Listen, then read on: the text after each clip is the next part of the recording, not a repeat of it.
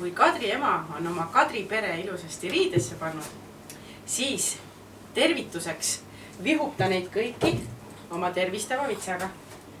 Sokukest terveks tugevaks. Noitsukest terveks tugevaks.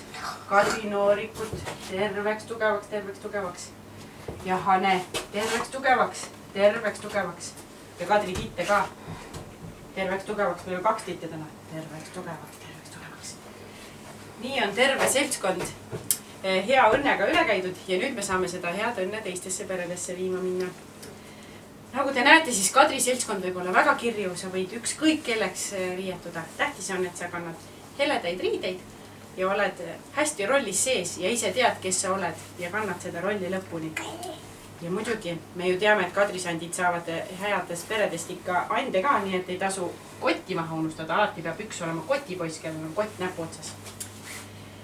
Ja kui kadrisandid on oma ringkäigul ära käinud, siis tähendab see seda, et tulemus on jõulud, sest kadrisandid ongi ju jõulupühade väljakuulutajad. Nii et minge aga kõik kadrisandiks ja laske aga kõik kadrisandid tuppa, kes teile ukse taha tulevad.